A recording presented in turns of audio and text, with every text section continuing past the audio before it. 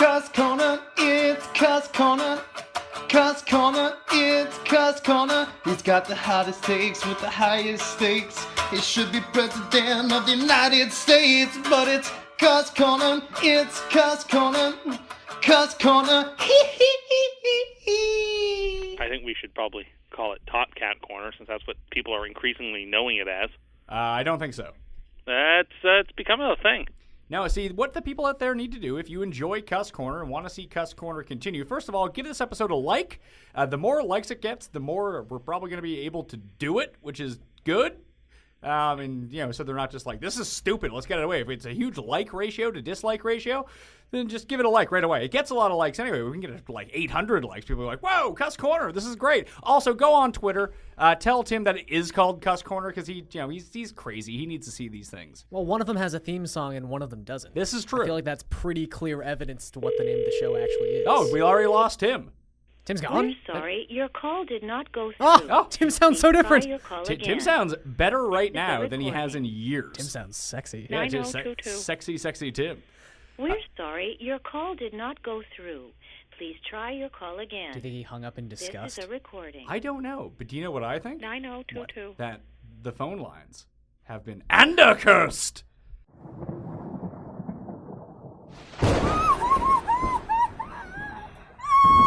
It's a rough week for Andercurses.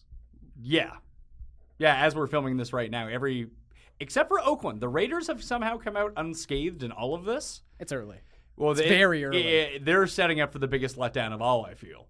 Yeah, I mean, it would be hard to top last year's Week 16 Andercurse, but there might be something in the cards. Yeah, I mean, the Raiders have no chance. They're going to skate through the preseason. No one's going to get hurt, and I don't know, their plane's going to crash or something like that. Well, as I pointed out when we talked about the AFC, Tim's back. It's not me talking about it. It's you doing it to these people.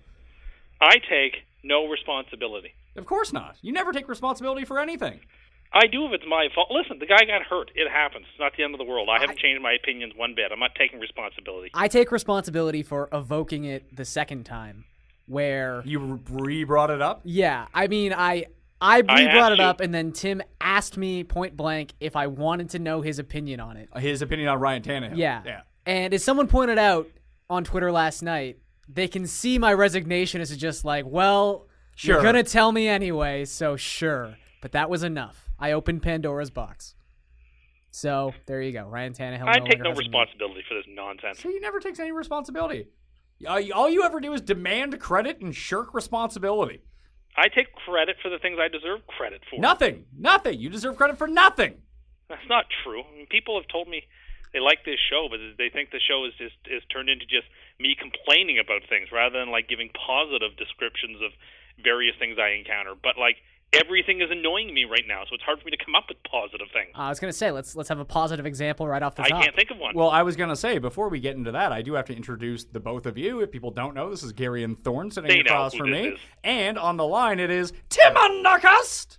Tim Andercust. They know what's going on. They know the people on this show. All right, we'll get into it then. What's the first thing that's bothering you? There's a list of things that are bothering me. First thing I suppose that are bothering me has to do with these checkout counters that keep asking me for donations when I go through. This needs to stop. I need to stop being told, do you want to donate $1 to this fund or that fund? If I wanted to, I would do it on my own free will alone, on the phone or through the other charitable giving I'm doing. Don't try to You wouldn't call charities out of the blue. Don't try to guilt me into paying $1 extra at the cash register when I'm buying whatever I'm buying at the gas station or whatever I'm buying at the grocery store.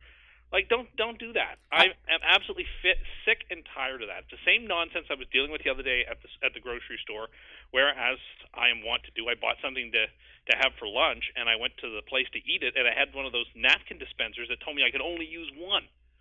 What the hell's wrong with you people? If I want to have 70 napkins with my meal, what's it to you? You're using those cheap, brown, biodegradable napkins anyway. Who am I hurting by using 2 or 3 napkins? God forbid, that I basically have ripped a hole in the ozone layer itself by using an extra napkin. Stop telling me what to do. Stop telling me I need to donate money to charities. Stop telling me I have to use extra napkins or not use extra napkins. I can do these things on my own without you trying to socially guilt me into things I don't want to do. Life's hard enough. I don't need any other further external pressures. Okay. let's process that Yeah, for a second. break it all down from the top. So I have noticed an increase in being asked for donations going to the counter, too. Sure. It happens almost everywhere I go. Even when I use, like, the self-checkout at the grocery store or wherever I go. Oh, really? Yeah, it'll be like, hey, would you like to donate an extra? I've yet to see that. It'll be like $1, $2, $10, and $10. That's a lot. It's extreme, more than I just paid for, like, what I showed up for. I don't think I don't feel pressured to do it. I don't think like people are giving me the side eye because I'm not doing it, because I guarantee you 99% of people don't do it. It's not that big of a deal. And it's a nice way to put charity in front of you. Tim, maybe you had never heard of some of these charities and they would like you to donate to them, because your example of calling charities up on the phone is not how charities work anymore. You go online to their website and like PayPal the money. No, they call me and I donate the way I've been doing it for years. Do you think you're on some sort of like old person mailing list? Do you still have like a landline? I don't know. He is calling from a landline right now. Well, there you go. That's why these things call you, Tim.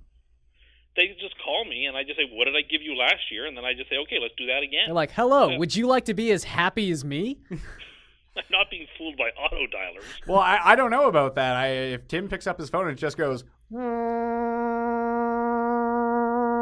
you've won a cruise. He's like, oh, finally.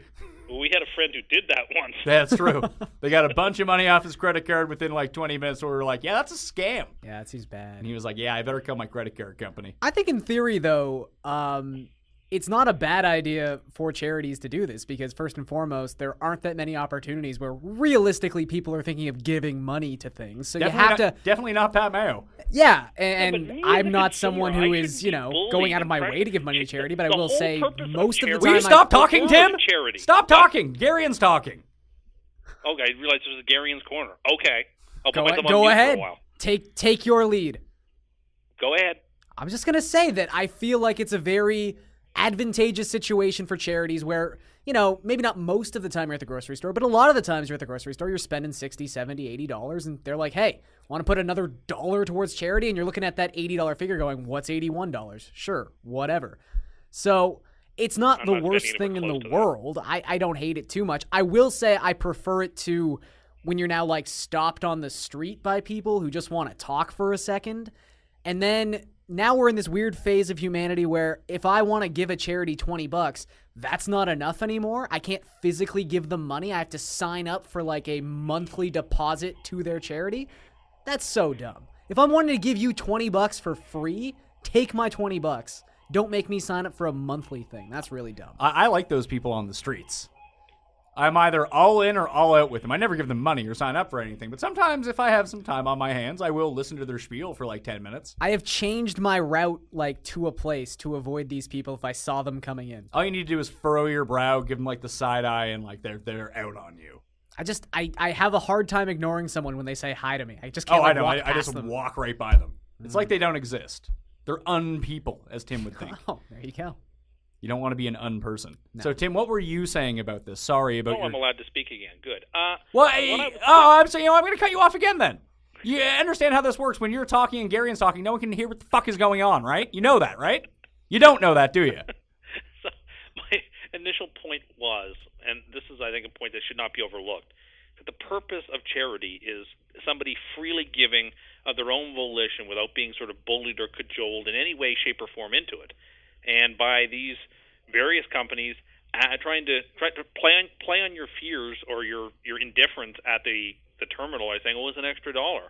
That there's something uncharitable about that. It's like you're trying to force someone to say, "Oh yeah, I guess." That's not real. To me, that's not real charity. I mean, I'm also never spending close to $80 at the grocery store anyway. So What? Nowhere close. What do you spend at the grocery store? Well, to be fair, he eats out for every meal. That's not true. I'm just not Well, buying it's a lot less true now that you can't go to Wendy's, but generally speaking. I prefer to avoid the outsides of the grocery store and only shop in the aisles. Yeah, see, that was my key to losing weight. If you ever want to lose weight, only shop on the outside of the grocery store, never walk down an aisle. To be fair, as soon as I go in, the first place I go is the avocados to see if they're in decent enough shape. And if they aren't in decent enough shape, I usually just leave and go somewhere You're just else. looking No, to you pick don't. a fight. I'm going to say, you don't leave right away. You go complain, then you leave. Depends if I'm in a fighting mood or not. And then he takes 70 napkins with him. What's wrong? I should be allowed to use as many napkins as I want. If I'm overpaying as it is and giving them a profit or risk for whatever I'm buying.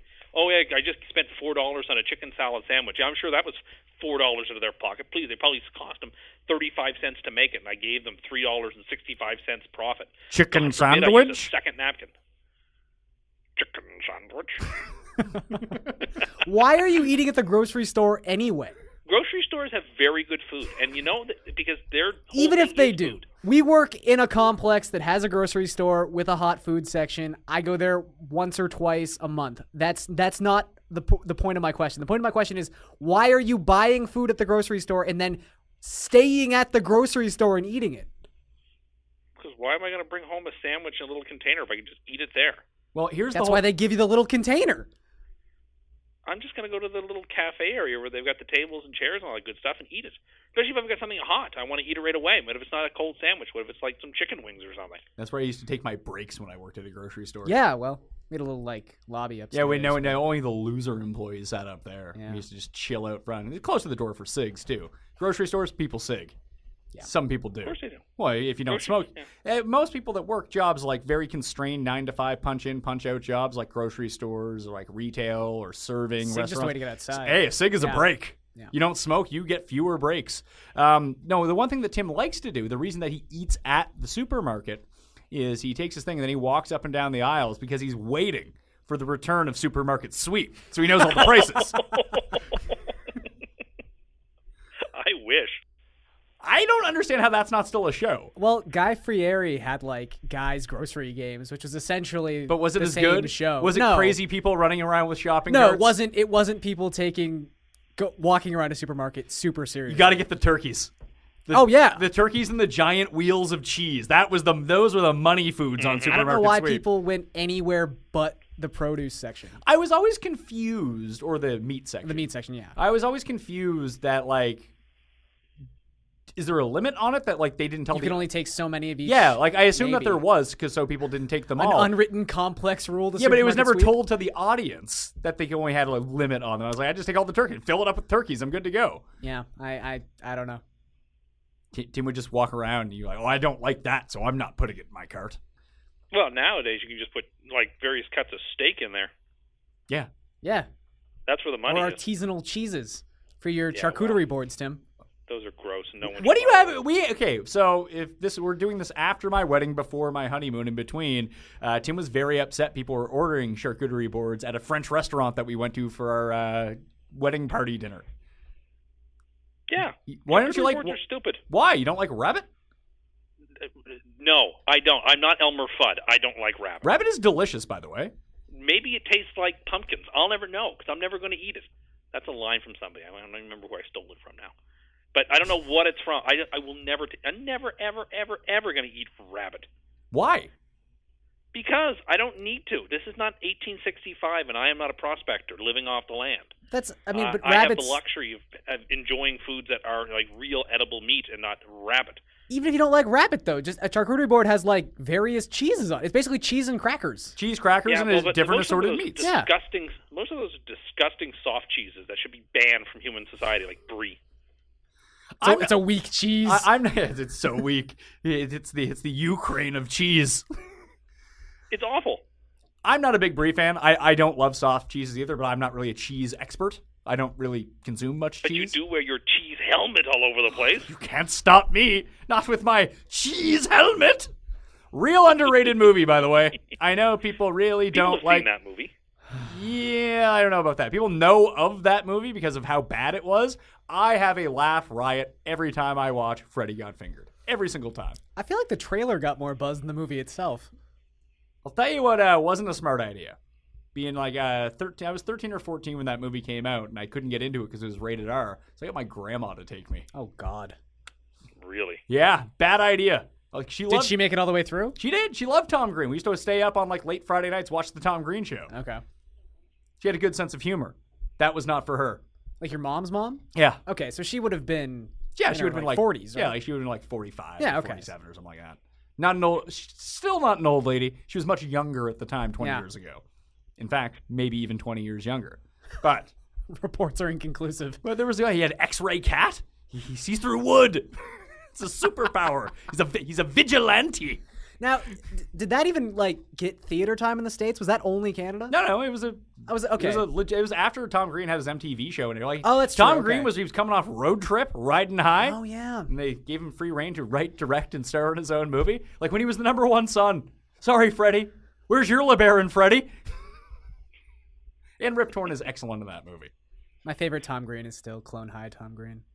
Where he had the ADD. I'm an albatross. All right, I'm an albatross. So, Tim, do you have anything more on donations and why people should never donate to charities because it's evil?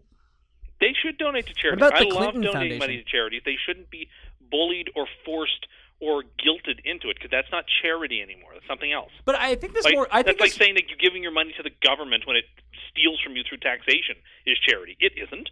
You have to do it, but it's not a charitable act.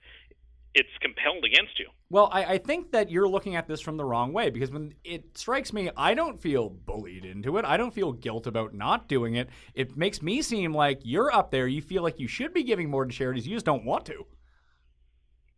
No, that's not it at all. I don't like being I prefer to do something. What does the scripture say? The left hand should not know what the right hand is doing. I like to do like these a stranger. Things.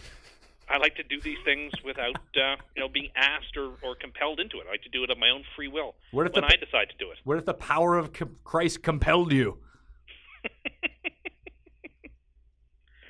So, charities how do you are feel good, about but those little these boxes that don't actually say anything? So I guess they're not bullying you, unless they're bullying you with their verbiage. Every time I go to Tim Hortons, if I have some change, I fire it in the can for the kids for camp. That's because you don't want to carry around change with you. They're not asking me to, put the money in there. There's a box there. Put it in. Don't put it in. No one cares. That's a whole different story. What if it was a strongly worded box?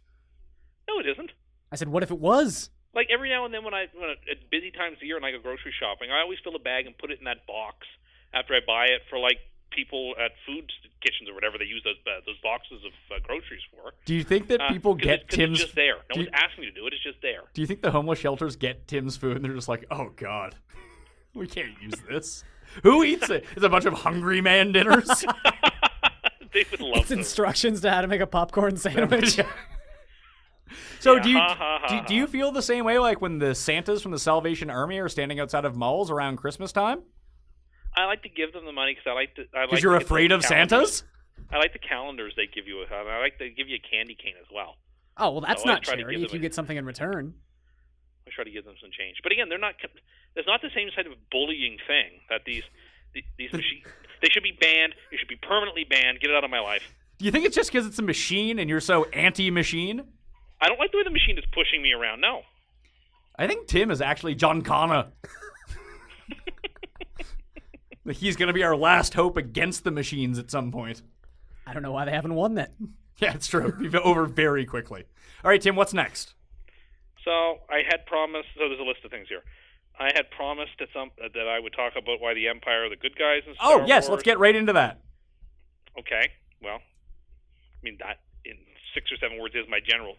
I will say this is not my original thesis by any means. I'm not out on a limb here, but I will go 12 rounds and defend this thesis to the hilt. Do you think? I'm going to try to guess your point because I don't know it. Do you think that the Empire are the good guys because they have a Senate and Republic, and you love democracy? No. The Empire is not that at all. What makes the Empire the good guys in the Star Wars realm is that their objective is to bring peace and order and stability to the galaxy. So was Hitler's. The Jedi are just a bunch of religious, radical terrorists trying to blow up and destroy everything in their path for some mythical vision of the Force they've concocted in their own heads. No, the Emperor is trying to get rid of the chaos and disorder in the entire realm and consolidate power for the purposes of peace and unity and security. And so, the commonest argument against this piece is, what about in A New Hope when Grand Moff Tarkin blows up Alderaan, killing billions of people? That, you just have to shrug your shoulders at that one. That's just the cost of doing business. If you want to make an omelet, you got to crack some eggs. That is Machiavellian realpolitik. Didn't the Allies have to firebomb Dresden during the Second World War? Didn't they have to drop atomic bombs on Hiroshima and Nagasaki? You would say these are not great things, but unfortunately, in the cause of true justice, sometimes you have to do terrible things. But if you think about it, Darth Vader is, trying to enforce the Emperor's will around the galaxy, and that will is trying to keep order and stability. What are the rebels trying to do? The rebels are no innocent people. How many millions of people did they kill by blowing up 2 separate Death Stars? These guys are they're not so innocent. To quote the president, you might say they're killers too. Again, the Jedi are this weird, radical religious force. I'm of the opinion that it was Obi-Wan Kenobi who murdered Luke's aunt and uncle on Tatooine to compel Luke to get into the Jedi lifestyle. Again, these are not good people. They haunt you from the grave like Hamlet's ghost. And for what purpose? What's the grand vision that the rebels and that the Jedi Alliance are trying to bring together? Nothing. And so now in this new part of the Star Wars universe, with the First Order, we're seeing again the human desire to reconstitute peace and stability and order is reemerging, once again trying to be blown up by a bunch of radicals who still follow what they say it's the good side of the Force. Remember, my favorite lines from this whole sort of canon comes from Episode 3, where Anakin says, "But the Sith and the Emperor are evil," and Anakin says quite correctly, "Well, from my point of view, it's the Jedi that are evil." And in fact, that is correct. The Empire is, on the whole, the good guys. I wish in they the dubbed story. it where he says it like he's Jerry Seinfeld. Well, in my opinion, the Jedi are evil. Well, listen, it's just, anyway. So Go ahead. I'm ready to answer all your questions. Well, if you okay, have any. when I think of the Empire in Star Wars, I get a big Nazi vibe off of them. Because I feel And they like clubbed you over the head with that in Episode 7. Like, it became no longer are we trying to subtly remind you of the Nazi regime. But they're not the Empire anymore in Episode 7. Let's remember that. It's the First Order, which is like this new reconstituted thing out of the remnants of the Empire that the Jedi so terribly destroyed. See, now, if they were the New World Order, and it was the NWO, I'd probably be on their side, because they're like cool bad guys. But no, I can't get on board with this Nazi stuff, Tim. That's not the position. I feel like... Well, I'm sure that when you talk to a Nazi in 1940, they would have been like, you know what, we're the good guys. Wasn't the case, Tim. The Empire are not the Nazis. That's a terrible thing to say. His best friends at the Empire don't like when you say that. Even if you can get me on board with the fact that Jedis are, unjust in the way they go about things, that they are in fact murderers too. Well, the Jedi tend to be very just. It's the people around them, the rebels. Fair. The rebels. freedom fighters, if you will. Fair. No, Yoda's one of the worst people on Earth. Whatever. Yoda. Just stay with me for a second. If the rebels are in fact the bad guys, this doesn't, it's not like just because they're the bad guys, the Empire becomes the good guys. Can't they both just be bad guys? Can't they both be wrong? And essentially the story is of two wrong, the sets. reason the Empire has nothing to do with the Nazis, they're not trying to ethnically cleanse anybody. They're not doing any of that kind of stuff. They're simply trying to institute peace. They blew up a planet. It might as well have been called Poland. I mean, listen. We're overlooking that, according to Tim. Not a big deal. Shrug your shoulders, overlook it. Right. What about like when something goes wrong and people falter within the Empire and Darth Vader comes along and like strangles them to death through the magic of the Force? They're using the dark side there, Tim. Sure, it's the dark side, but that happens in democratic societies as well. When someone tries to break the rules, there are jails and punishments for people who do the wrong thing in order to preserve the Empire. They don't kill them. Sure, we do. We don't. We hang people for treason. I also feel like... How often do we hang people for treason? Not a whole lot. People don't commit treason very often.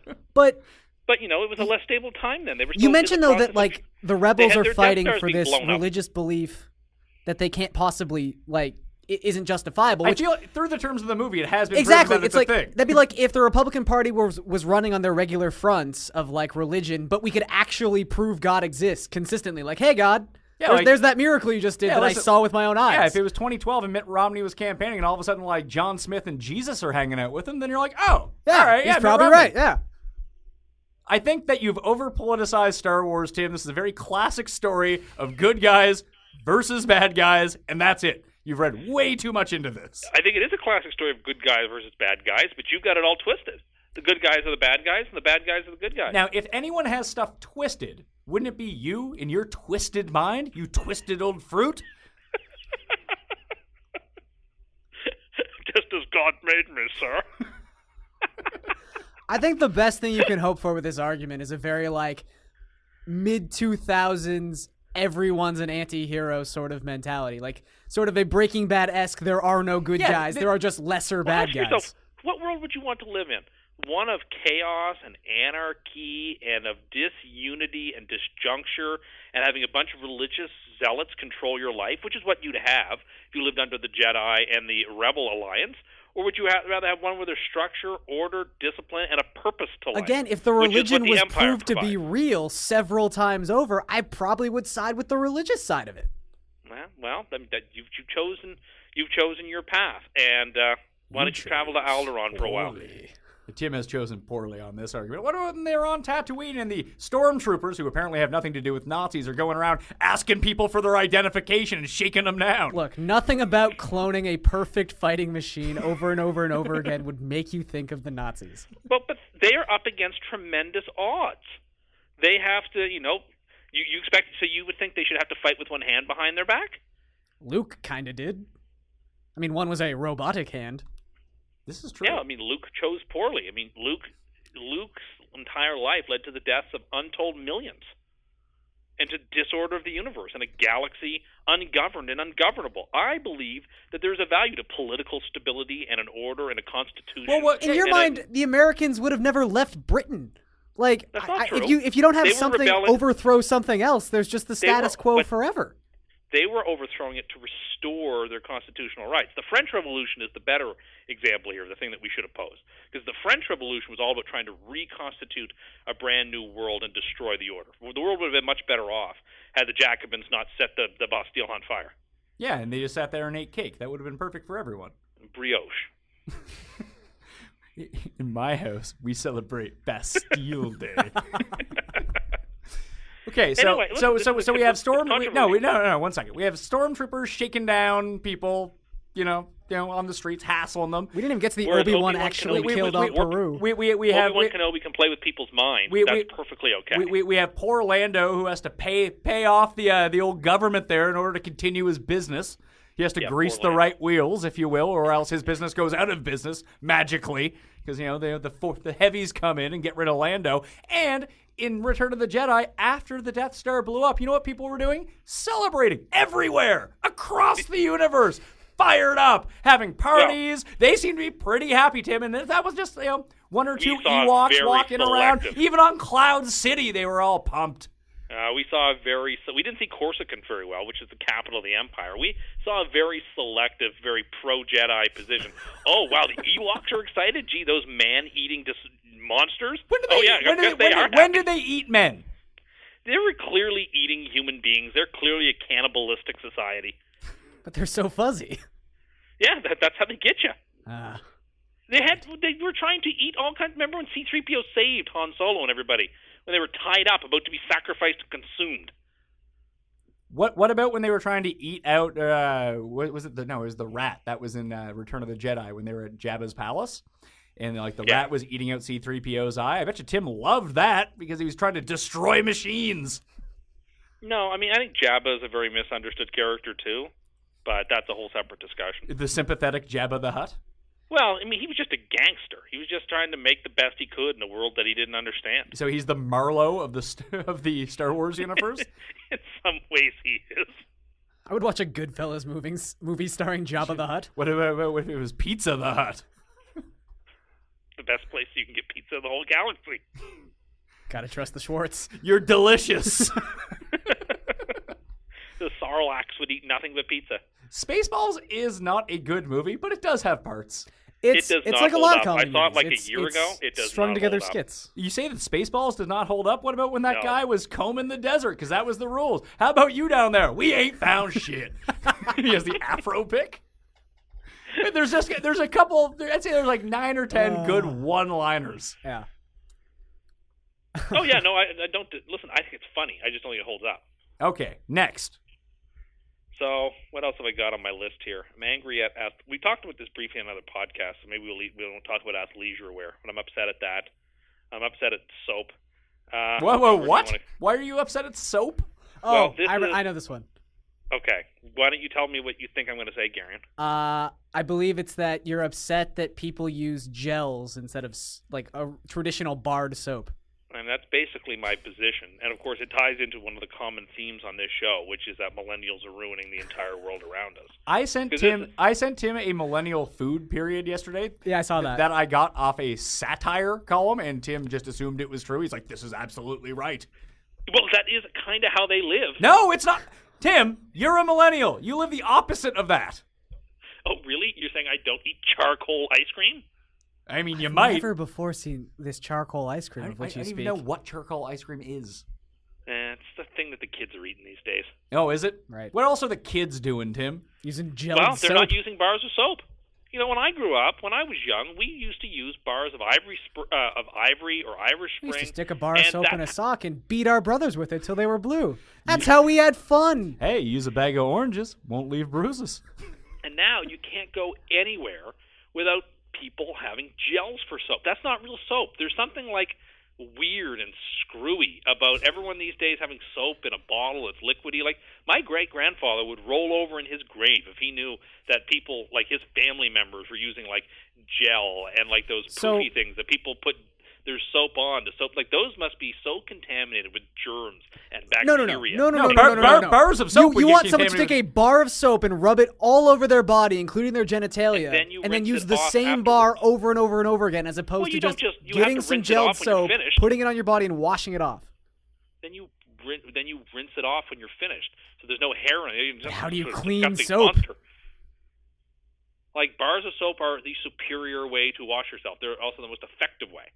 You know, ivory is 99 and 44 100% pure, for example. Of Would what? you prefer to use Soap? a pure type of soap rather than some scented lavender, jasmine, whatever the kids are using these days? You soap. say jazz? Jasmine. No, like jasmine, lavender, whatever this stuff is. I don't know. It's funny because he says jasmine, like, you know, something in soap, but he also calls, like, people who play the blues jasmine. So I didn't know. Jasmine. I can't say that I have a definitive, like, report on this, but I would 100% be willing to bet that the reason gelled soaps are so popular now is because they are much more cleanly than barred soap. They would have to be much, much better in terms of just the elimination of germs. Absolutely not. People are just lazy. What? They want their What's the difference? They want their because it all comes out. It flies right out. You can put it on one of those stupid puffy things. And Oh, no, they're called loofahs. And if you're not using a loofah, you are unclean. If you are using unclean, things, you are unclean if you use one of those things. No, what are you imagine talking about? The disgusting amount of skin cells and bacterium. What do you and think all gets the on the various bar of things soap? Yeah, Tim, that accumulate on that I thing. rinse it off when I'm done. So It where's has the problem? It has 100,000 little holes and crevices, and it's incredibly humid and steamy in the bathroom, just to be completely just infested with. Oh, I'm sorry, it's hot and disease. steamy. My My God, that's the grandfather would dirtiest roll thing over in his on grave earth. if he knew we had indoor heated water. Sir, wash yourself with cold water like a man. Anyone who loofahs are right out.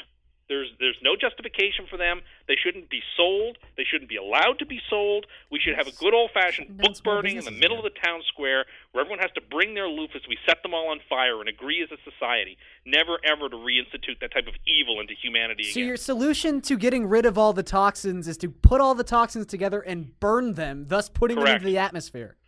Exactly. Do it all at once and get it over with. Well, that'll hurt the ozone more than you using too many napkins. Not according to all these signs that I'm being bullied and cajoled about. See, signs can bully you. I told you those coin boxes could get on your nerves. Yeah, but those coin boxes aren't asking me to do anything. They just says what it is. It doesn't say, please give us your money, or would you.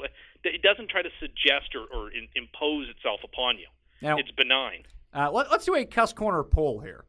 And so I'll throw this out to the listeners as well, so if they want to vote on this. The people, as it were. The people. Tim's people out there. Just like Kent's people and Bart's people.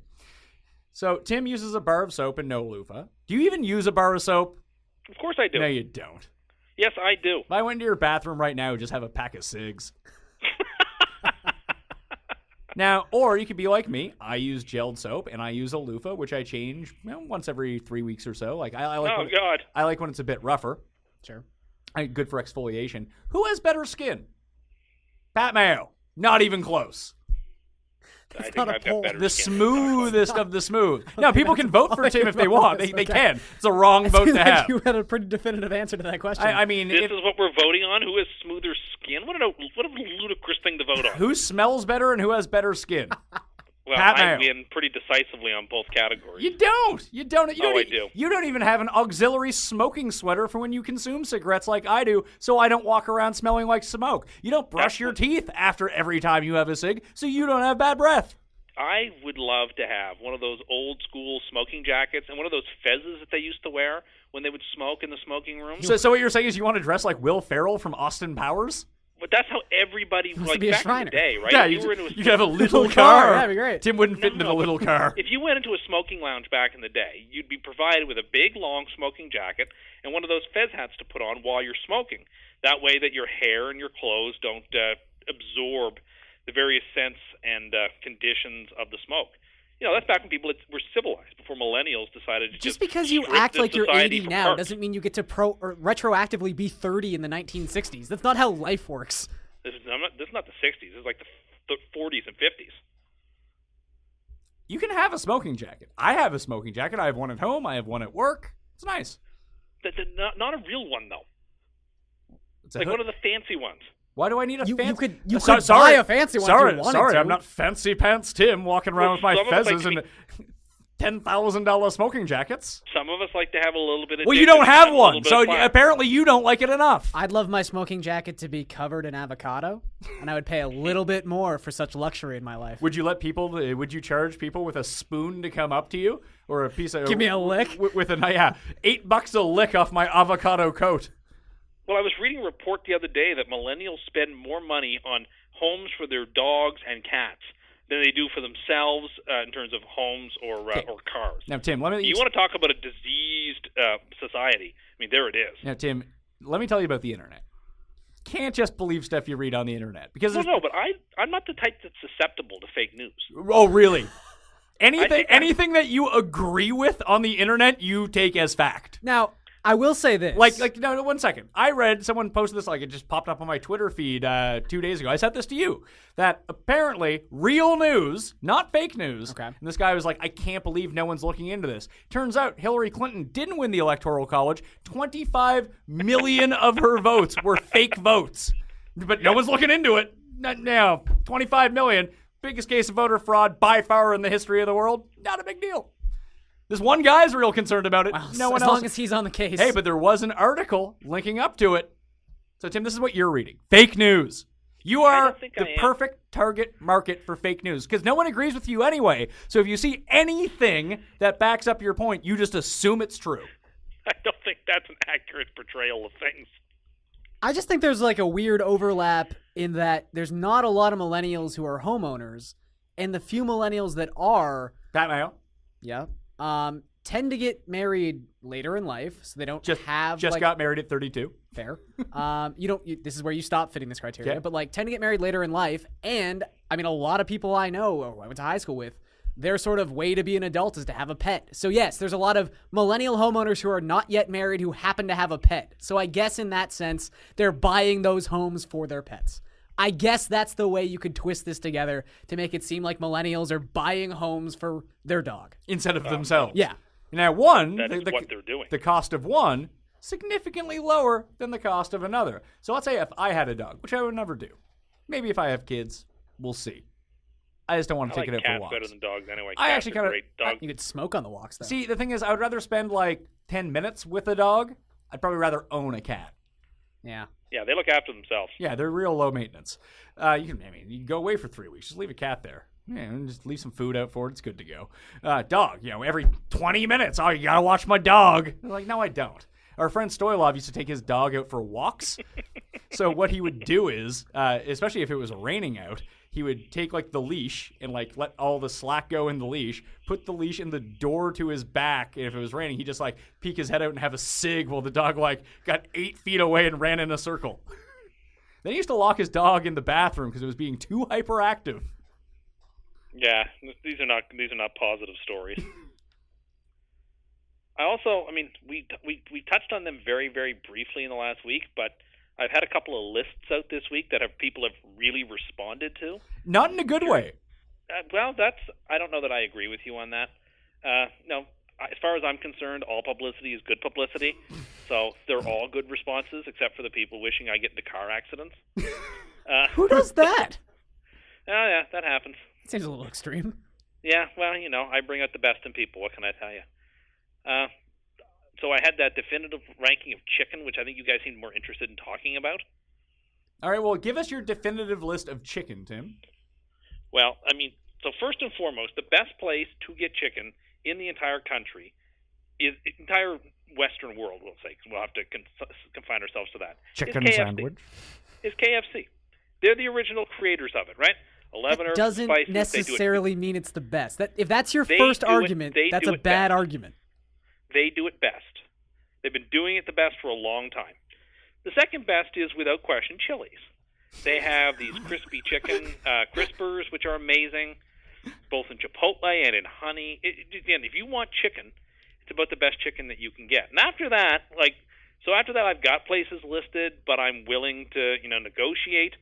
I really like Church's chicken a lot. I really like Popeye's chicken, although it's not nearly as good as KFC's, and people who think it's better than KFC are lying to themselves. Oh, well, let's hold off. Let's stop right there. I don't care for either. I'm not eating fried chicken. Yeah. Maybe that should have been your list. Best fried chicken. Well, yeah, I feel like because the there are broad other chicken non-fried approach chicken. is very tough. Put it this way. The chicken I had at Bistro Lecoq last week blows all the shit out of the water. Better than Chicken McNuggets? Yes, better than Chicken McNuggets, Tim. And I love Chicken McNuggets. It's not quite the same quality of chicken. Yeah, I feel like you really have to differentiate what kind of chicken you're going after here. Okay, no. For me, chicken is chicken. Okay, fair. What about Roscoe's Chicken and Waffles? Not as great. And Two mom and pop. Also, what's dead fucking last on your list? If people don't know, that is what DFL means. What is it? Swiss Chalet. Now, why is Swiss Chalet last on your chicken rankings, Tim? Because Swiss Chalet screwed me once, and I've never forgiven them for it. Can you please tell us that story? Once, several years ago, I was home, and I ordered Swiss Chalet electronically to be delivered to my house, and then 2 hours later, it didn't show up. So I got antsy, and I called the Swiss Chalet phone number, and they said, "Oh, my God, we're so sorry. We've made a mistake. There was an error transferring your order to the actual physical store. Not to worry, sir. We'll have a meal out to you right away. It won't be a problem, and there'll be no charge." I thought, okay, great, whatever. It's going to take another half hour, but at least I'm going to get it for free. And then not 45 minutes later, someone rolls up to my front door, knocks on the door, and says, "Here's your chicken, blah, blah, blah. That'll be $13.75. It's like, no, it won't. I was told that it was going to be free. And the kid said, "No one told me it's going to be free. It's $13.75. I said, "I'm not paying for this. I was told it's free." He said, "Well, I can't give you this for free." So I shut the door. And after that, I then sent a strongly worded email to the people at Swiss Chalet asking for an apology and explanation, and they never responded. So that was it. I put the permanent ban on them. Unless they personally come to me and apologize for the way I was treated, I will never step foot in their store again, and I will say nothing but bad things about their food. Now, I feel like so much is explained about Tim in that one story. how does that affect Everyone the is just actual trying to screw me over. How does that actually affect the best chicken rankings, though? Oh, their chicken is gristly and disgusting, and their sauce is no good. I'm with him on that. That's a Canadian hot take. I don't like Swiss Chalet I also sauce. don't like Swiss Chalet is the most hit and miss place you can go to. Once of every 4 times you eat there, it's excellent. The other 3 times, make you sick. Yeah. I Anyway. mean, people treat it like it's this slightly higher form of dining in Canada. No, it's owned by the same people who own Harvey's. It's fast food chicken, yeah, but it's not deep fried. It's like rotisserie. Yeah, well, they do have fried chicken now, though, apparently. Oh, okay. But let you jump in here. Yeah. Because I don't like, I do like KFC from 15 years ago. It was probably the last time I had KFC. I've never had Popeyes. I just don't eat fried chicken. It's bad for you. But you love Popeyes. I do love Popeyes. And it's not even as if I'm saying KFC's bad. I'll take either. It's fine. You know who's on Team Tim with this one? Cam. Cam is also big Cam into knows. KFC, but I feel like, I don't know, I feel like Tim and Cam represent the old guard in this, where it's just they were there first. That was the first takeout fried chicken I had, therefore it's the best. KFC, I would say KFC is equally as hit and miss as Swiss Chalet at this point. Every now and then, again, you roll into a KFC and the chicken's fine, but half the time I get a 3-piece and the skin's falling off. It's all flabby and yucky. Popeyes is always crisp. That's if that's what you want in a chicken, Popeyes is crispy. And that's what I look for in a chicken. Also, they get the spiciness cooked right into the chicken. I don't need to like add a sauce or anything like that. You don't need to add a sauce to KFC. They have 11 herbs and spices, and it's perfect. Also, Chick-fil-A blows both these places out of the water. Chick-fil-A is great too. I had Chick-fil-A below St. Hubert's. Oh, why? Because I prefer St. Hubert. That's why. Why do you think I have it below St. Hubert? Chick-fil-A it's so much better than all of these. To quote you, my players are on a list. Fucking figure it out. Yeah, like there's a list here, and I have McDonald's right after Swiss Chalet because their chicken McNuggets are some of the best chicken you can buy in the entire world. I mean, what about Wendy's? What about a spicy chicken? Everyone loves it. But everyone loves a spicy chicken. Dried out, not worth eating. These chicken rankings are ridiculous. I will be They're with my a big crunch. No, sandwich no. They're the definitive rankings, not your rankings. Definitive. The definitive rankings. Yeah, and I'm right. No, you're way off base here. St. Just like when people yelled at me last week when I claimed that Kool-Aid is a type of juice. I would put Kool-Aid more in the soda camp. No, soda's got to be carbonated. That's a fair point. I don't know what Kool-Aid is though. Kool-Aid's like Capri Sun. Like it's not really water-based juice. Fruit. It's water-based. It's fruit-flavored, and it's sweet. As again, you are the biggest stickler for like the dictionary definition of like what a sandwich is, etc., etc. Juice implies that something literally has to be juiced. There is no fruit in Kool-Aid. Whatever. It tastes like fruit, though. That's all that really matters. Gatorade's better than Kool-Aid. Gatorade might be better than Kool-Aid. Is Gatorade a juice? Yes, it is. Oh, gotta redo I the like rankings. Gatorade. You know what? I disagree. Are energy drinks juice? No, they're carbonated. What if they make you run like Kenyans? Oh, that's only power thirst. Kool-Aid jammers are some of the best juice you can have. What about Freezies? No, I think they're more. Freezies are not juice. How aren't they juice? What if they sold the bottom bits of Freezies? That would be juice. I used to know somebody who used to drink their Freezies raw. What about Chubbies? Unfrozen. Yeah, I see. What about that orange drink you got at Field Days? Oh, yeah, like McDonald's orange drink. That is unquestionably juice. You know what? If I had thought about that, I'd have ranked that like second. See, I don't even think that you're doing... Oh, my God. You're not even doing your full research when you're making up these rankings. I am doing full research. Like, these rankings are more poorly put together than my football rankings, and that's really saying something. I don't know what that means. Well, you have to churn out 5 or 6 lists a day. The people demand it. Yeah, you've really been... your downtime here on the summer vacation, Tim, is just spent making... Even the way that you make lists is ridiculous. Gaps. Gap. Gap, only when gaps are necessary. You know, I didn't make any lists for like 4 days, and I got nothing but bombarded from people on Twitter asking me where lists are or sending me photos of disgusting Oreos. Top 10 reasons I miss your lists. Well, you know what's funny? You know how Tim hates like off-brand anything? Yeah. Like if it's candy mixed with this candy, da-da-da-da-da. At the night before, after we were all out at these places, I bought a whole bunch of candy, a whole bunch of chips and everything. I went over to my suite at the hotel, and Tim dug into these M&Ms that were filled with caramel, which were delicious. Oh, game changers, as he says. And they're game changers. And when we asked him, he was like, Tim, these are a Frankenstein creation. He's like, yeah, but I like them.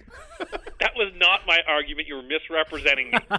I said M&Ms can have variations on them to a degree because they've always had them. Like the peanut M&M has been around just about as long as I can ever remember regular M&Ms or the almond M&Ms. And the peanut butter one's been around for a long time.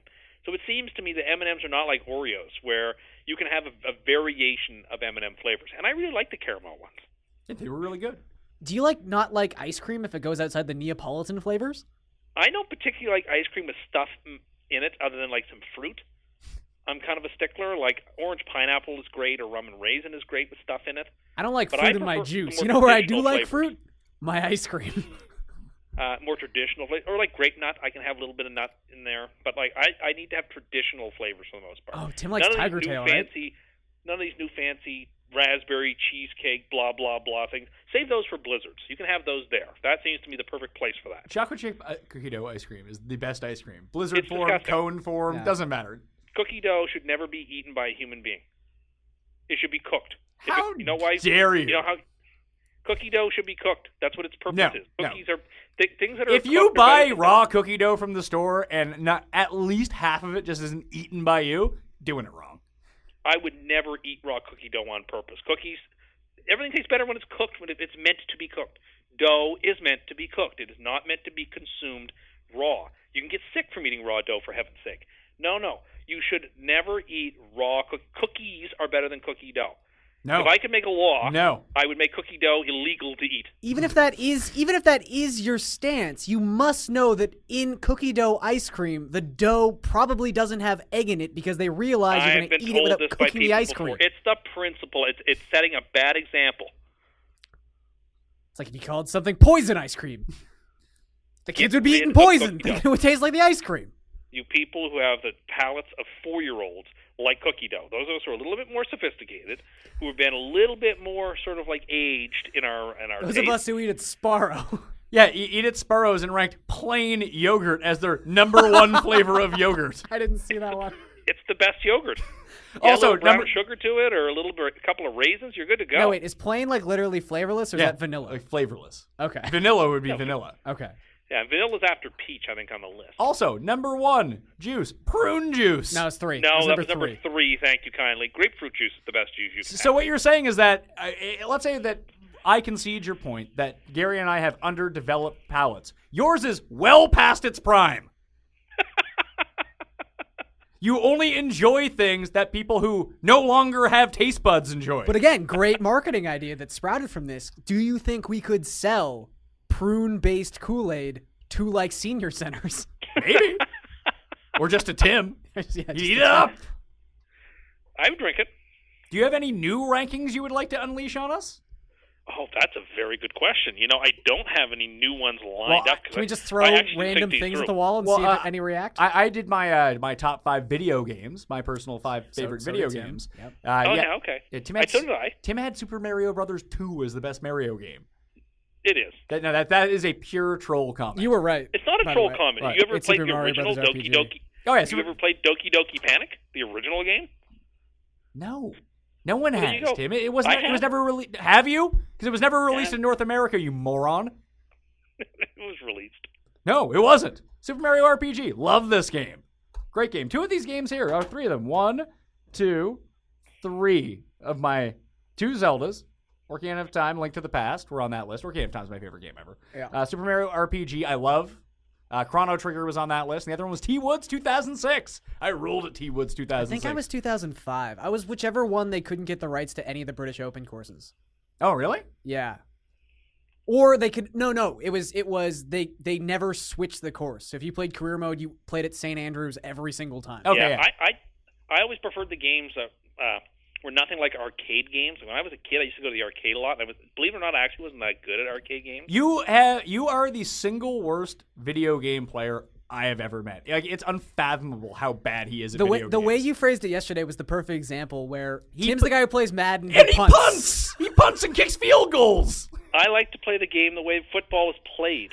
Tim, when I first met Tim, I went over to his place. We were playing Madden. He's like, yeah, I'm really good at Madden. I always beat the computer. I assume he didn't say beat the computer. He's like, I always win. I assume he was like playing online or doing whatever. He was playing like easy mode against the computer. Franchise easy mode. I beat him 84-3 the first time we played.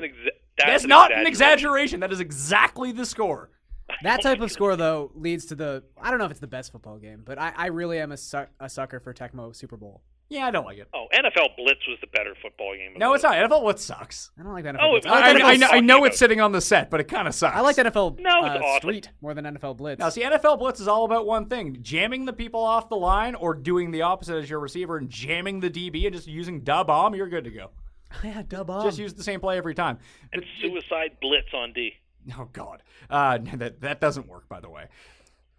Although Blitz has the thing where, like, if you're up by too much, you'll just, every time you get hit, you'll turn the ball over. Yeah. That's never fun either. Tim was so shook. It was like 4th and 12 or something like that. I was on, like, my own 5-yard line of Madden. I was like, well, I'm going for it. Because you go for it. He was already in punt mode? Yeah, he was like, I don't know what to do. Just audible? It just got him too shook. I remember the only 3 points he scored, he kicked a field goal at the end of the half from, like, the 20-yard line in Madden. That's so ludicrous. Well, nowadays that's the way everyone plays Madden that way now because it's become so hard. Like, if you has watch it become hard, or are you just even worse at it now? I will say Madden started to suck because it got too hard. Like, they kick field goals now, and the games are like 1610. I think it was like Madden tournament. 06 when they instituted quarterback vision, and even I was still. No, I had that one. No, I had 06. I had Donovan McNabb on the cover and I had the cool. Croc stick. Was that QB vision then, or was Yeah, that? it was QB vision, but it was QB like if you hit like if we're playing like on PS2, you hit like the L1 and R1, and like it was the easiest thing in the world because you would just focus on one receiver. All the defense would shift towards them, then last second you just shift on the other guy streaking down the field. That's and no one would be exactly near right. him. I remember QB vision for me being sort of the end of the line for me really enjoying Madden. I enjoyed it more when it was just simplified, which is probably why I really like Tecmo Super Bowl. It's just so freaking easy. Well, I think it depends on the generation that you're from now. Obviously, you're a lot younger than I am. I was 14 when Madden 06 came out. That was a game I really should have spent a lot of time Sure, playing. we just played it in college all the time at our place. I was pretty good at GoldenEye growing up, to No, be you fair. weren't. That Yeah, I is was. such a lie. Also, It's not hot a take, lie. GoldenEye, shitty game. Thank you. Great, I it's agree. Great multiplayer, one of the best multiplayers, shitty game.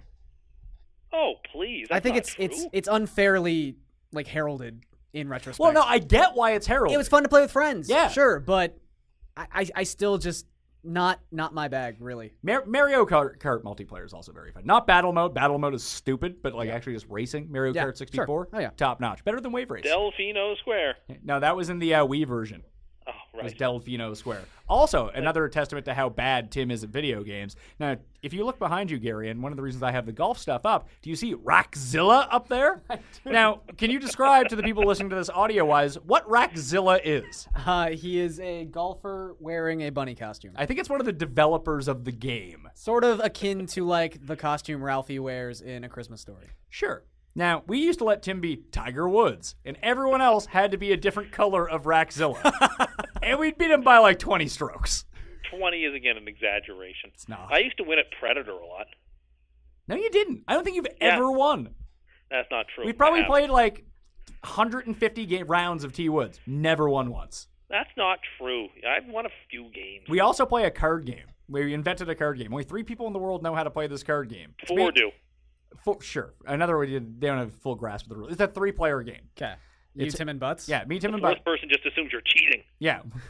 Me, Tim, and that's why they don't want to play by the rules. You're just changing the rules on the fly. It's like, no, I'm not. We all know the rules except for you.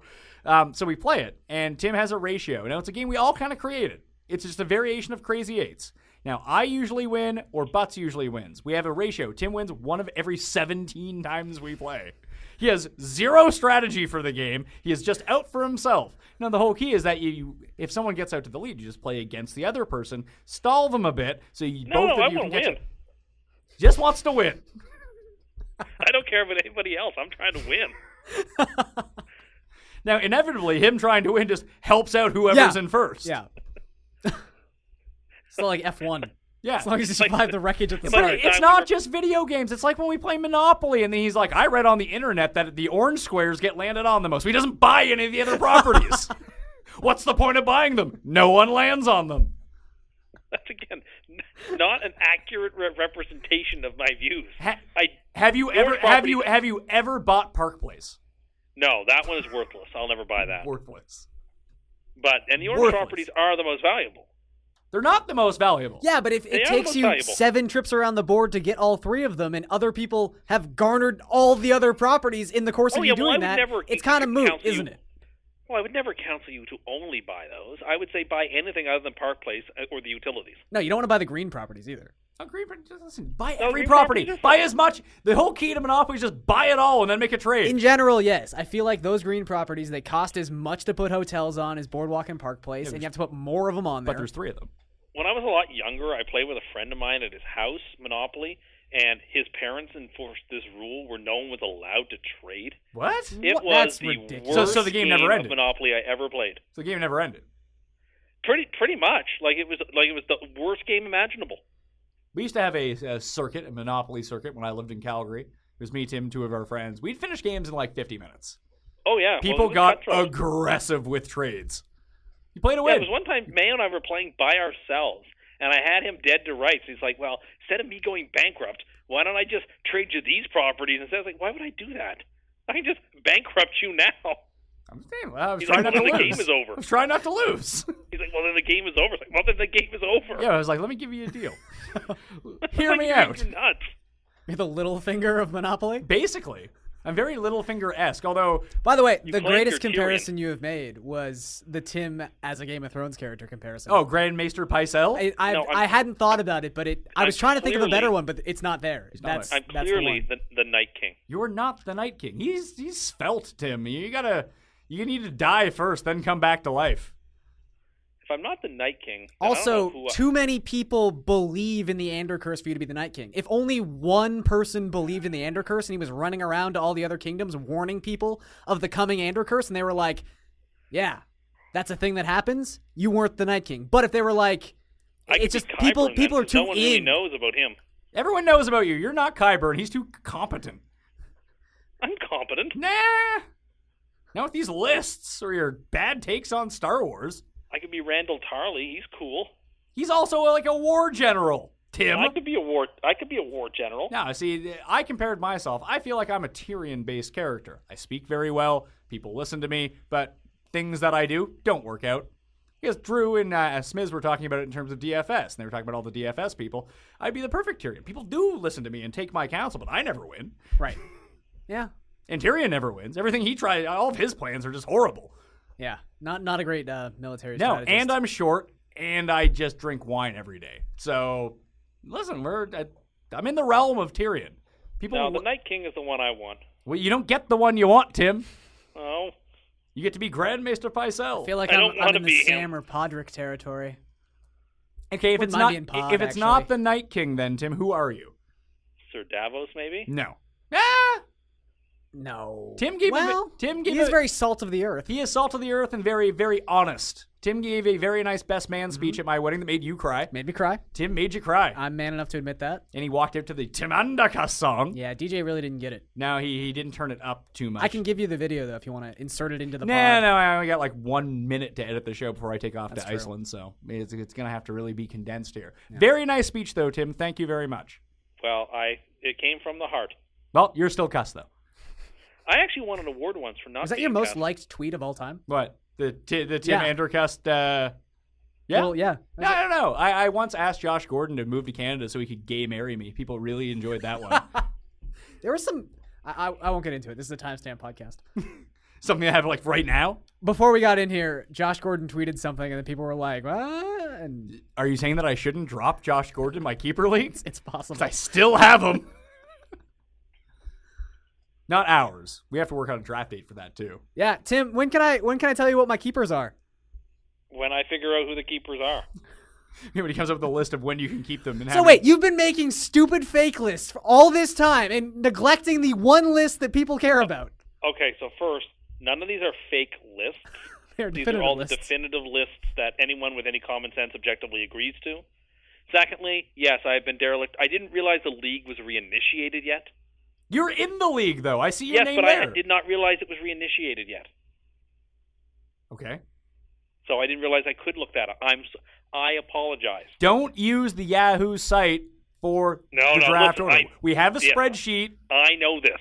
Thank you. This is not my first rodeo. Well, sure, I get questions every single year. It says that I took David Johnson in the 16th round. Yeah, but I don't ask you that. You remember picking him first overall, right? Well, yeah, but it says he was in the 16th. Like, I just punch them in whatever order they come in. What There's a are you yelling spreadsheet at that me keeps for? track of it.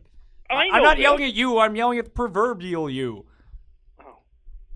It's the same Seems like person a lot. every year, too. Ugh. He's also the same person that misses his times out on his picks only to pick people that have already been picked. The year he timed out with back-to-back picks was one of my favorite moments. We got 7 picks in before he ended up making a pick. It was like that year the Ravens got to pick ahead of the Vikings.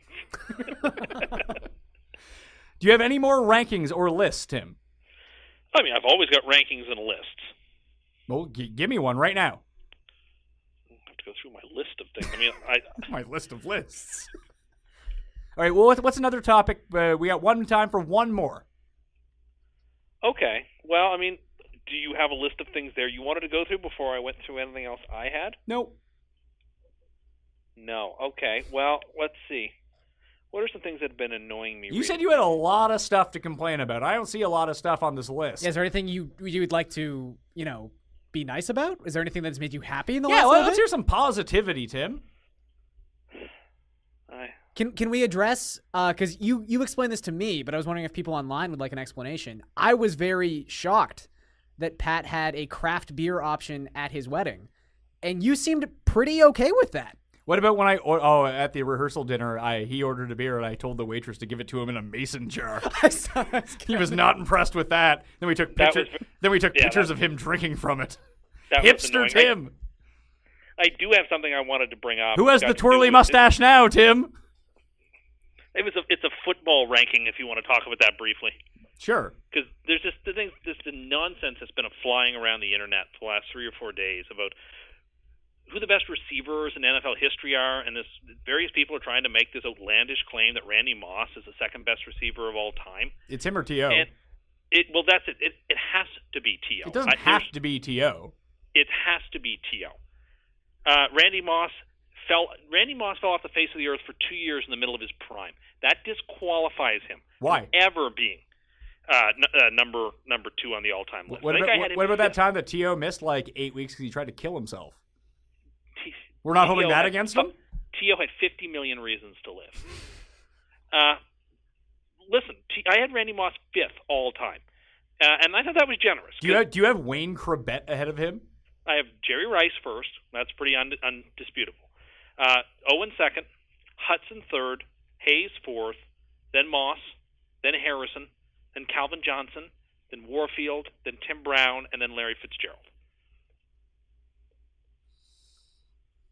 I would have Moss number 2. And I love T.O. Moss was I don't better. know how you do. Moss was just better. Moss was more. No, he wasn't. Yes, it's like it's like the Sandy Koufax thing with the Baseball Hall of Fame. It's just when he was at his peak, he was the best. That's why he always gets talked about in the conversation with the best pitchers of all time. Did he have a storied career? Not really. Which is why I always find it surprising. A 4-year peak? Yeah, I find it very surprising that people are so anti-Tim Lincecum. And when this Tim is very pro Tim Lincecum. Well, it's guaranteed first ballot Hall of Famer. First ballot Hall of Famer, according to I'm not Tim. saying first ballot, but like he should get legitimate consideration. I feel like he won't, which will be interesting. 2 World Series, 2 Cy Youngs. Because he was 3 World Series, the best pitcher in baseball for 3 years. Yeah. And, I mean, it's a shelf life on these things. In football, something like at his best, like if you took Moss's best versus Owen's best, Moss was better. I don't think so. I think I'll take Owens. I watched Terrell Owens get 200-plus yards receiving in a Super Bowl on a broken knee, and he should have been the MVP and wasn't given it. I can't imagine Randy Moss doing anything like that. Well, he lost that game. Yeah. So he did lose that game. It wasn't his fault. No. Well, I mean, just garbage time stats. They were losing in the game. They had to throw. Listen, I don't want to take anything away from T.O. I love T.O. He's one of my favorite players ever. I think T.O. is the best receiver we have seen in our lives. Because we're a little too young for for Jerry Rice. We saw him on Oakland, sort of the tail of his career. Yeah. We didn't get to see legitimate actual Jerry But Rice. I mean, we never saw him in his prime. But he's also one Jerry Rice. I mean, the reason that he can get talked up as the best ever, despite leading in all the stats and everything, that when he was at his peak, he was by far the best. And his career lasted like 20 years. Yeah, it's curious though. They actually Peter King did something very Peter Kingy about 2 weeks ago, I think. Now Peter King is very Andercust. Yeah. Oh, 100%. Which leads into this sort of like sect of football. So they got 12 people together, including King. So he has 11 people plus King to do this like 25-round. I saw this complete fantasy draft of like NFL history. Like you just pick a 25-man real life team, including defenses, and like try to build the best team ever. Team defense? No, but my strategy. I was talking to someone in the office about this. Because it seemed like every pick was so grounded in like, oh, well, this is the best linebacker ever. Oh, it's the best center ever. And they're all players from like the 60s and stuff. They're all dead. Well, joke's on them. But even if you take them into like the prime of the career stuff, like if you're just going to play football today, I would take every player who's played the last 5 years and they would kick the ass of every greatest offensive lineman of all time. Yeah, they're who was 225 pounds. Every linebacker now is bigger than offensive lineman in 1958. Yeah, someone took Dick Butkus with like their first round selection because he was the greatest linebacker of all time. And it was like, I feel like he's gonna struggle in today's NFL. I feel like Adrian Peterson would be a hard running back for NFL, Dick Butkus to bring down because he would have the physical. He would be training and having the nutrition that today's football. He would dominate. I don't think that's a question. Yeah, but he doesn't. The most ridiculous pick was that Dan Fouts took Ray Guy with the 4th pick. to do that. Fouts also then just reconstructed his Chargers how is he not getting team fired from his 80s. job? Why? Because it clearly shows he doesn't know what the hell he's talking about. He likes Ray Guy, probably his buddy. He's picking a punter with his first best pick. punter on the board. Hey, I mean, if I had first overall pick, I would pick Ray Finkel. Laces out. I think it was what's the hell's his name? Dean. I always get his last name wrong. Shelvinson. DFS Almanac on Twitter. Oh, sure. Okay. Yeah. He really says he was doing lists. He's very Andercusty. Maybe did you copy him putting out list, Tim? Is that where you're getting this from? Okay. Anyway, he put his definitive Jim Carrey movie ranking this list. Oh, okay. And Liar Liar wasn't on it. How many movies deep really? did you go? Like 10. Really? Yeah.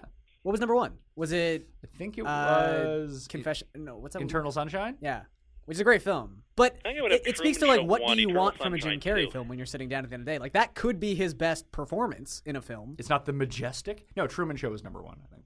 Yeah, I think that's got to be number 1. Oh, I don't know. I think Ace Ventura 1 is number 1. Like, Yeah, or well, Dumb and Dumber. because that's what you. If think, I'm thinking Jim Carrey, that's what I'm thinking. Yeah. Like he's excellent in Man on the Moon. That's not a great movie. Did you see the they Although, just he's had Christopher representing Nolan characters week on very underrated. Grantland, or not Grantland, Ringer, and there was the I can't remember what the article was about, but they wanted to make. Oh God, I'm forgetting it now. Nolan wanted to make a Howard Hughes movie.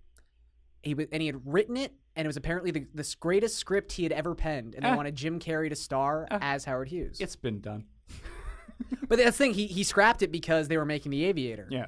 Underrated Leo movie, Aviator. But they were Like saying The it's Aviator. funny because like 2 years later, it's not as if he scrapped The Prestige because they were making The Illusionist, and it's a good thing he didn't. But it's just it would have been interesting to see Jim Carrey play Howard Hughes. Yeah, you could probably do it better now. Yeah, Now he's a real big weirdo. A big weirdo with Yeah. a beard. Yeah, See, but he had that in him the whole time. I wish we were in this like football draft league together where we draft the all-time teams, because I would draft the best team ever, because you people don't know anyone who played before 1989. So I would just be stacked with the greatest all-time team. But like, when are we playing football? Whenever. Because if Pick it's your now, time. It I'm going to doesn't take the matter. guys who are just bigger. Yeah, can I take Belichick as my coach? Can that be? My Oh, they first drafted pick? coaches too. Like, I think that'd be very important. Yeah.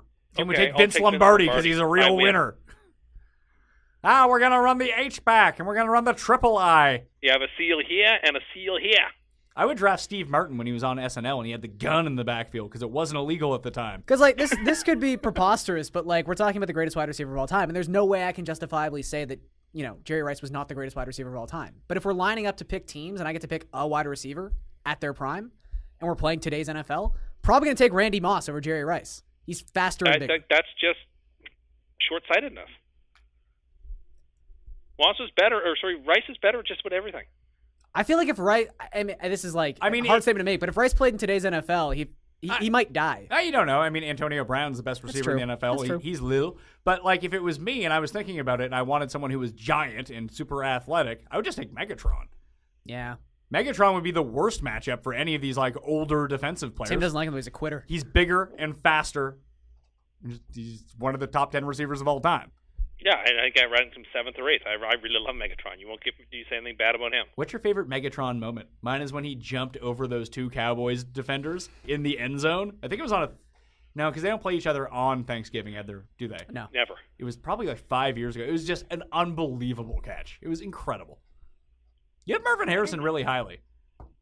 Is it because you're afraid he's going to come murder you? He made an amazing grab and jumped over people. What's that? It was that game in the blinding snowstorm where he made an amazing grab. Yeah, are you just terrified Marvin Harrison's going to come kill you if you don't rank him highly? Marvin Harrison, I felt like I had him ranked 6th, and I felt that was too low when I looked at it. How much of I could have had him a lot higher. How much of Marvin Harrison is Peyton Manning? I would say that less Marvin Harrison is Peyton Manning than Randy Moss is Tom Brady. Randy Moss Let's be played honest, with Brady for like if- what, a season and a half? Yeah. No, he if played Moss for one stays in season because then he played with Matt Castle the next year. Oh, yeah. If Moss stays in no, it's not true. If Moss stays in Oakland, he is not in anybody's top 10 if he doesn't get traded to New England. That's a fact. No. I think the listen, rookie he had season in Brady Minnesota in would be 07, enough. in 09 and 10, and I think part of 11 as well. Brady resurrected Randy Moss's career. Now, Moss is amazing. Let's not give him his due. But if he had stayed with the Raiders, does anybody think he'd have been a top 10 receiver all time? Like I think you'd have all your work cut out for you to make that case. Well, if this is going to be the argument, then T.O. is the greatest receiver of all time, considering he He's never up played there. with a superior quarterback. Yeah, Jeff Garcia is pretty good. He's got such a little voice. He was. Donovan McNabb. I mean, he played with okay Tony Romo. quarterbacks. Is Donovan McNabb a Hall of Famer? Because I think he is. I think he's borderline, and I would vote no, but I wouldn't be against you if you voted yes. 5 NFC title games? Yeah, no, so he's borderline, but like he was never the best quarterback in the league and probably never the best in his own conference at any single time.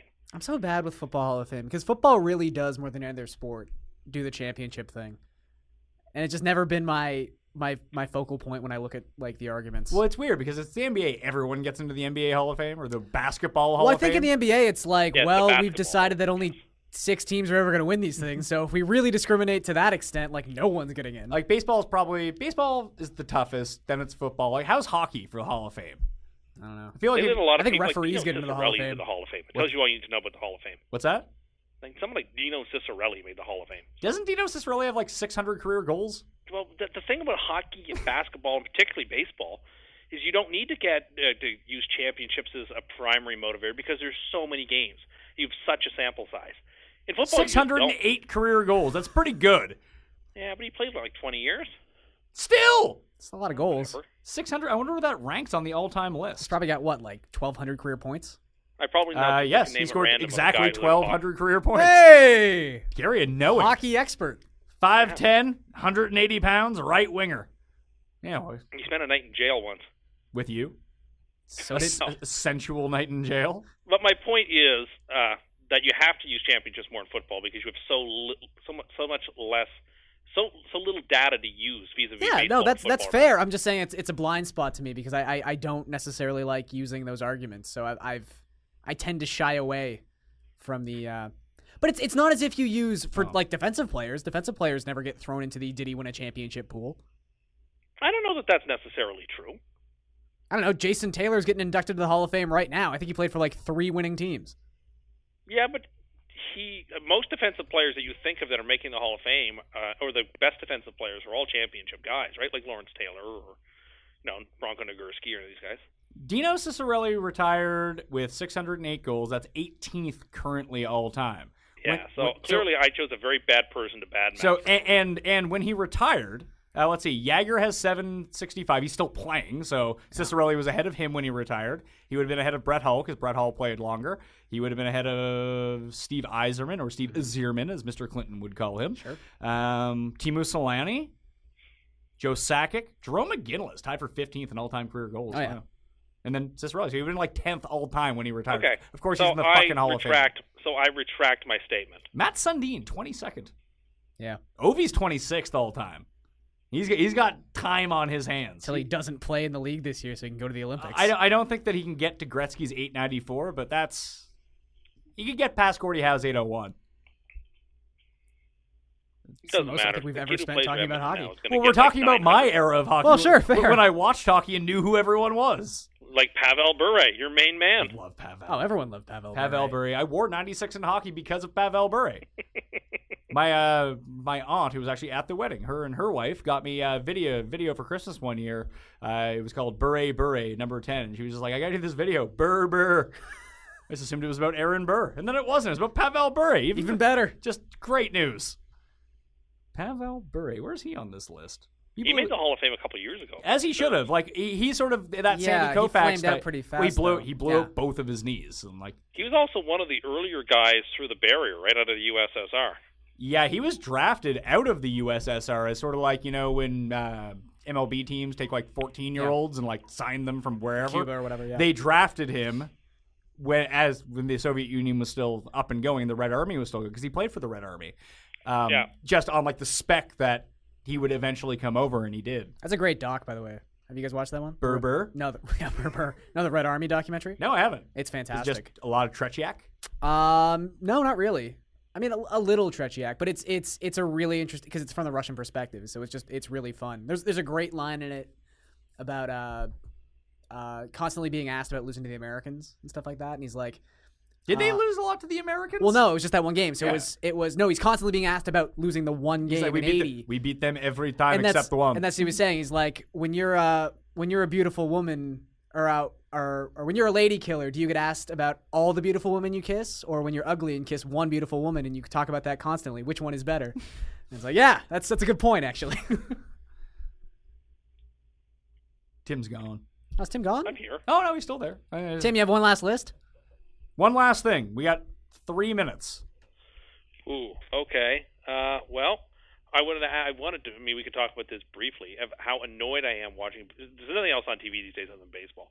I don't know what's happened to the wind-up pitch anymore. It seems like everyone's going away from it, and I wish baseball would institute a rule to prevent people from getting away from the wind-up, because that is like the most iconic thing that starting pitchers do, are those eccentric, neat, unique wind-ups. And for people like Syndergaard or whatever to be out of the wind-up altogether just seems like it's hurting the aesthetics of the game. And I'm sure there are analytical reasons why some of these guys aren't doing the wind-up Do you anymore. want me to tell you why people don't do the wind-up anymore? It's stupid, and they should have to do the wind-up, and the wind-up is great. It's a very easy conclusion to come to. Now, when you had pitchers like Nomo back in the day, and they were fun to watch because they had the hurricane. Yeah, or Livan Hernandez. Sure. The difference is that if you can get comfortable pitching from out of the windup and you can pitch from the stretch or at least just have a quick move to the plate, then it's not a big deal when people get on base. One of the things that these pitchers really encountered that had the extreme windups is that the moment someone got on base, they fucking sucked. Just wear and tear, too. You just a can simpler figure one. that No, it's all a part of it. It's just to say you can figure that out. You can't figure it out. If that is your process and you cut down on the time it takes you to deliver the ball to the plate, it helps keeping runners on. If you're not losing any performance, why wouldn't you do it? We've only been doing this thing for 180 years, but now we should change it. Yeah. Well, it doesn't matter, though. It's like you'd be surprised that people have more information today, Tim, than they did in 1870. And regardless, it'd be like telling every golfer they have to like swing in a uniform fashion. Like you can't tell pitchers how they're allowed to pitch. Well, to be fair, we already do that. By the way, they have to deliver. I mean, there are already all kinds of rules about how pitchers have to pitch. Yeah, but within the rules, they find the path to pitching that is easiest for them. Like, and half the time, I mean, Roy Halladay is a great example. Like, he took that giant hitch out of his windup, found a new timing mechanism. It's just like hitting. You just find timing mechanisms. You play around with things. Like, you can't tell pitchers they have to throw it a certain way. I appreciate this. I'm just saying, as a fan watching the game, I certainly enjoy it a lot more. Certainly as a kid growing up. They should ban you from watching baseball. Why don't you just watch, like, MLB Classic all day? I feel like you'd be much happier just doing that. Listen, I've told you before that in my perfect calling in life is to be a voter for the MLB Hall of Fame. That's where I belong. I'm not disagreeing. I'm actually saying, why don't you just get MLB Classic and watch it all day long? Sometimes I do that, but I just miss seeing the old wind-up. No, you don't do that. Like, I just preferred it when you had to wind up and you had to wear the, you had to wear stirrups and people look like real baseball players. I knew he was going to wear the high socks. Some people do wear high socks. I feel like it's more special. No one wears the stirrups. I'm not talking about the high socks. Are you mad when golfers don't dress like Payne Stewart dressed? I wish that they had to. I realize that's probably not going to happen, but I wish that they had to. One thing that Tim loves is freedom. He also loves telling people what to do. But when you're playing a professional sport, it's called a uniform, and it's okay to compel people to, follow with a uniform. I mean, the only reason to wear uniforms now is to sell those uniforms to the people, Tim. Yeah, well, you're wrong about that. No, I'm not.